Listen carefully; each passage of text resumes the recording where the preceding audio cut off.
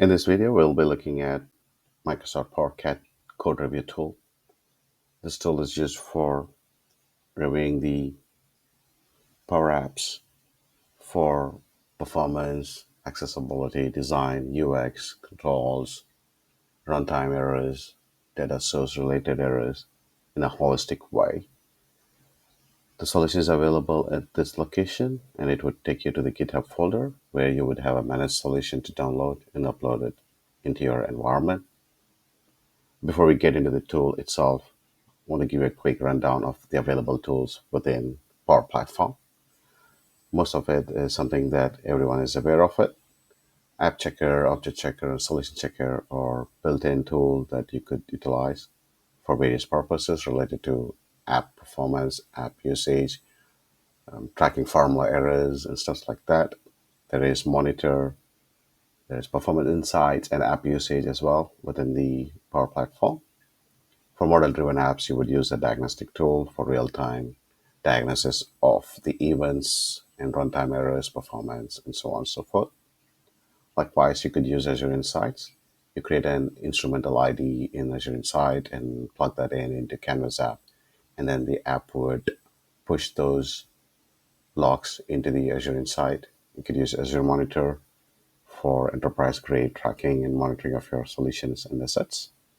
Microsoft is working to bring Sentinel and Purview to support the Dataverse tables, and that could be a game changer for mission critical enterprise grade apps that's been built using Power Platform.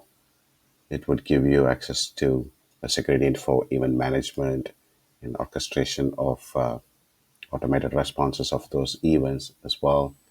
With Sentinel and with Purview, you could classify your content, tag them for sensitivity, and have a holistic report in terms of security controls, performance, and stuff like that.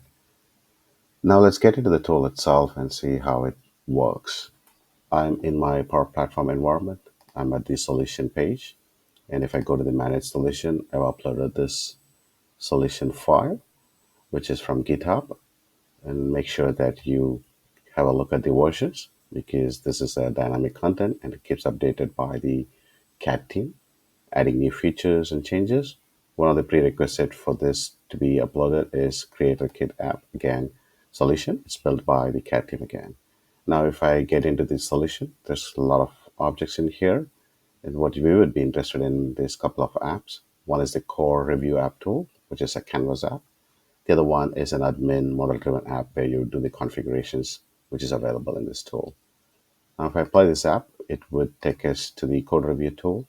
And this is where you would input your app by clicking on new and then selecting those apps, which is in your environment. This is coming from the environment. For example, if I go to my solution page and if I click on apps, and it would list all those apps that's been built, be it Canvas app or model driven app. And as you can see here, based on the environment selected, it would provide you the list of these apps. And this is exactly what you would get here. So you need to be in the right environment to pick those apps, and you can change the environment as you want it. That's one way to select this app and click on submit. The other way is to upload it as a solution zip file, manage solution or unmanaged solution, to download that and upload it here. And the third way is to edit the app itself in a editor mode and save it in the MS app file format and upload it. I'm not going to select this and submit now because it takes 3 to 4 minutes based on the size and complexity of the app. I want to save some time, but it just works based on these three modes. And you see there's an error here, and that's the reason why I'm pointing out if one doesn't work, try the other, and if this doesn't work, try the other. Okay. Now I already uploaded a few apps here, and the review is completed. One of these apps is Field Incident App Review, and that app is available here. And if I go to apps, and if I search for the app here, this is the one, and I'll go in an edit mode.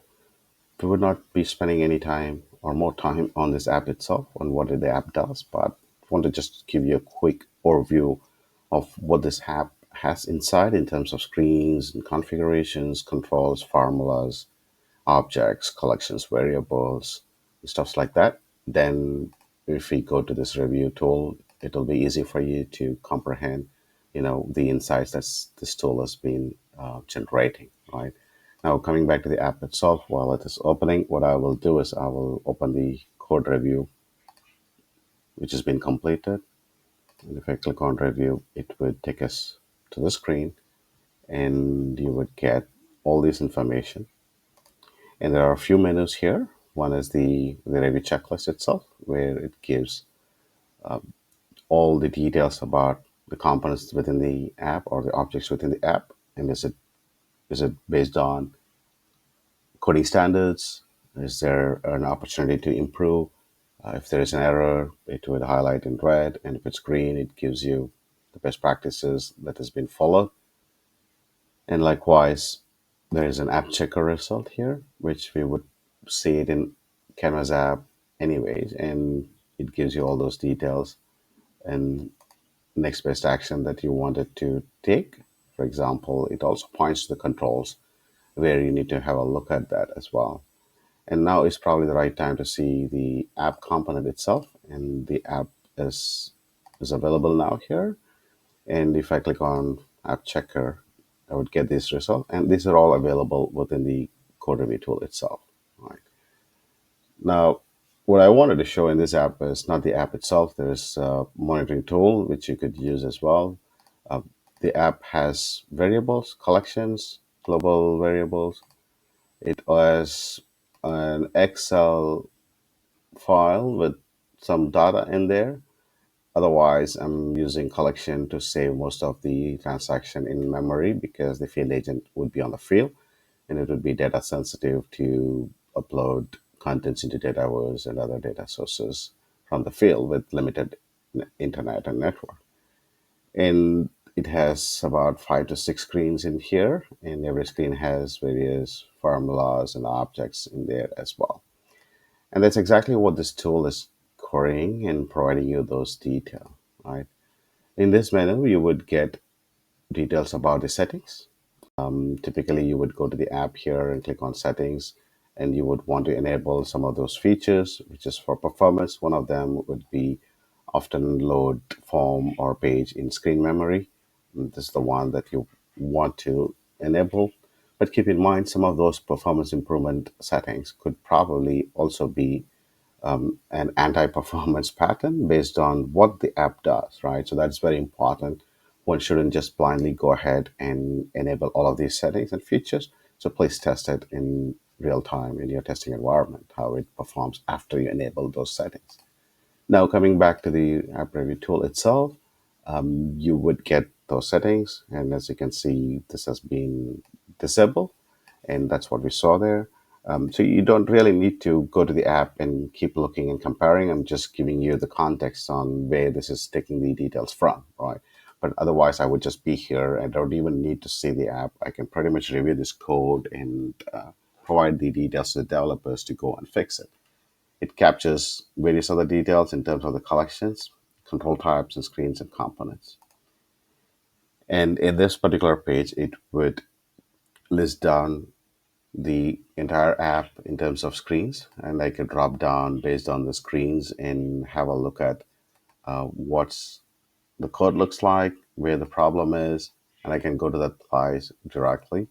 Because you could go to the app and do that yourself, but when an app has many screens and a very complicated, huge app, you would want to use this code review tool for easier and better use of your time and go quickly to the context of the app and review those changes as well.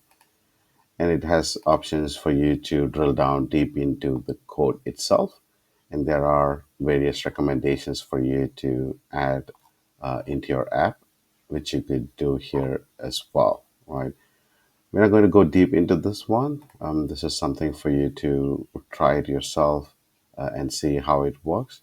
But I'm not going to go deep in all of these items. There's a whole lot of things that is available to cover. I believe there is a good video from the owners of the CAT team in the Microsoft Power Platform channel where it has been discussed extensively. And this demo is more to give you a quick overview of the solution and how it is beneficial for tracking the app for better governance, better performance, security, and accessibility and usage design experience as well. And finally, the last menu here is about scoring and patterns. This comes from the model driven configuration app where you define, configure, classify the severity of the app errors, the performance, and you classify the level of errors that is acceptable, and you put those scores and you get this dashboard out here. Now that's about a complete quick overview and a quick demo of the code review tool. Now we would go to the model driven app where we saw the the admin where he or she would configure all those patterns. Microsoft does provide those patterns automatically, but if you wanted to create more patterns or play this app, you could do that as well. And this is a place where you have dashboard for reviewing the solution app which has been sent for review and completed. All those snapshot is available at this place for you to take a look. The key thing to look here is the patterns. But before that, like I said, this is the place where you get the review of the last, the app that was reviewed, the scores, stuff like that. And the developer or a technical team can send this request to the admin for review as well. If you have a larger team, which is part of the DevOps. And if you go to the patterns, this is where you would configure the patterns. And that's based on how you would define all those values and categories and severities and pattern types. This is editable and you can add new ones as well. For example, if you want to change this to something else, you click on that and you can change those categories and severities based on the way that you wanted to configure the scoring. And you can add more patterns as well if you wanted to track more of those objects and formulas and runtime errors, network calls, and so on and so forth. Now, the categories where you would see how this code review tool works against these patterns. It's not just performance alone. There's quite a lot of things that comes together in an enterprise architecture where you would provide equal importance to design, usage, supportability, user experience, coding standards, and all of these. And if you want to add more of that, that's totally possible as well. And in resources is a place where you would input those Microsoft Learning document URL, which the tech team or dev team can take a look at. And you could add as much as you want, but make sure that this is updated. As you know, Microsoft updates those knowledge articles as and when there is change to it in terms of new features added, new features depreciated, and stuff like that.